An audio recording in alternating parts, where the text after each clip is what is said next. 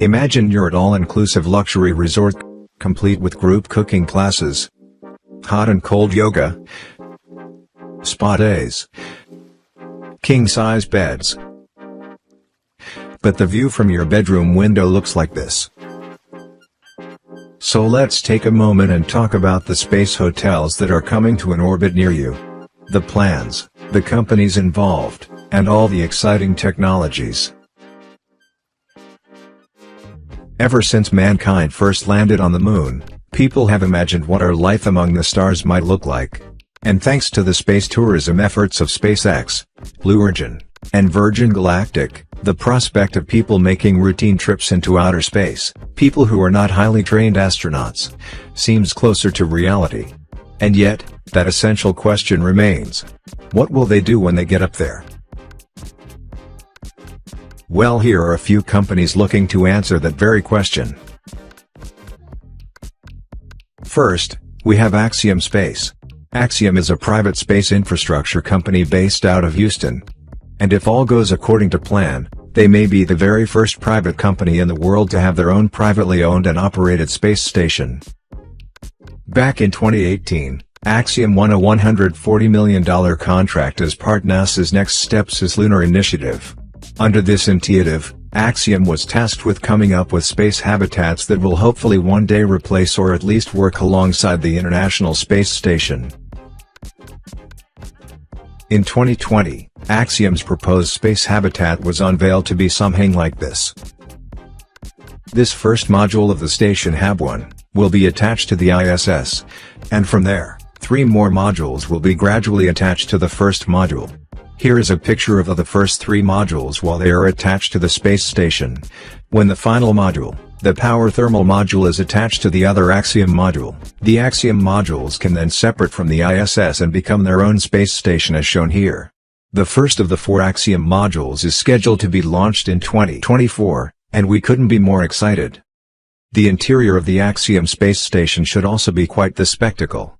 Designed by noted architect and designer Philippe Starck, the interior promises to be spacious, and more comfort-oriented than the interior of the ISS. While Axiom is probably farther ahead on the planning stage, based in Fontana, California, OAC is a company on a mission to provide a unique one-of-a-kind experience in outer space travel. They intend to make a space station that incorporates actual artificial gravity. Based on a presentation they made in 2021, they have 2 space station concepts they are working with. The first proposed station, Pioneer, is basically a proof of concept for the artificial gravity technology that they plan to pioneer. Basically, it is a circular space station that spins continuously around a central reference point. The centrifugal force resulting from the constant spinning allows people located in that outer ring to experience some kind of gravity. Assuming the technology on this smaller station works well, OAC hopes to launch their masterpiece, the Voyager station. This mega station would house 440 people while allowing individuals in the outer ring to experience gravity that is 1/6 that of Earth's. Amenities on the station would include luxury suites,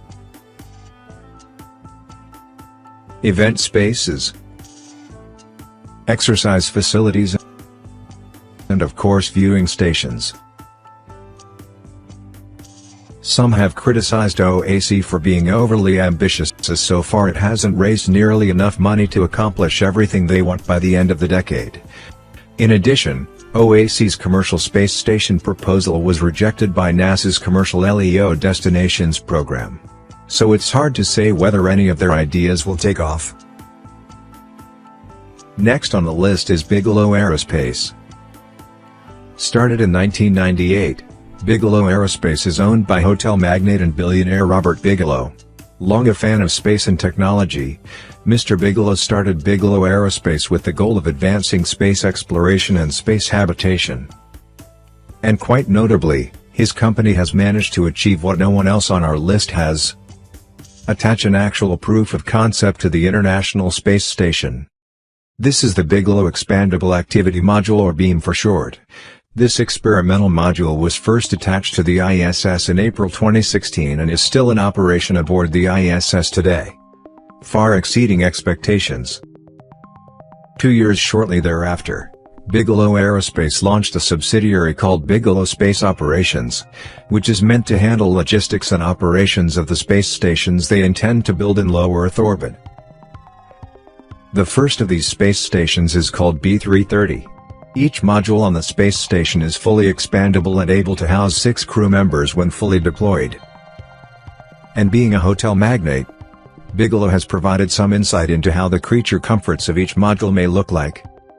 They include entertainment displays, commons areas, personal quarters, many storage areas, and fitness quarters.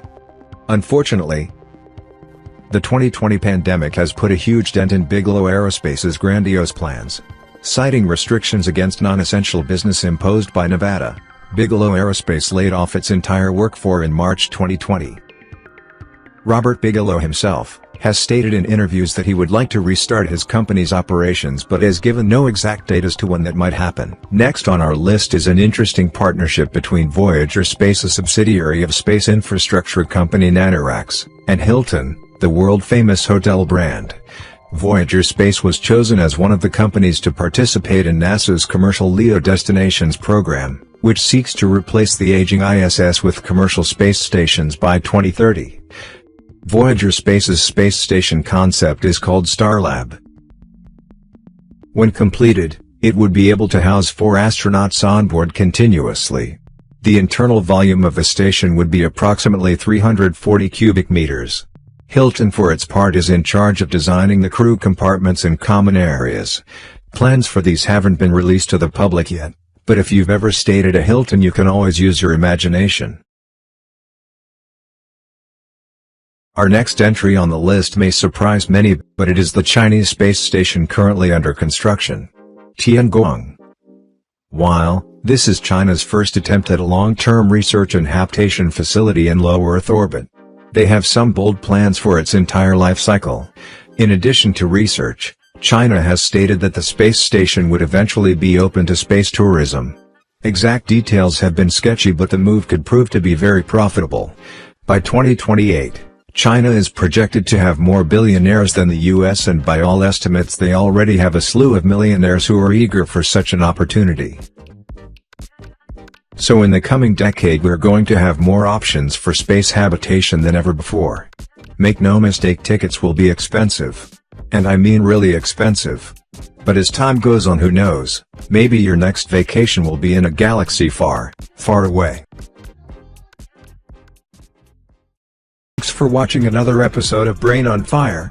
If you like our content, please feel free to like and subscribe. Additionally, signing up for our newsletter is always a good decision if you want to stay up to date on the latest science, tech and space tech news.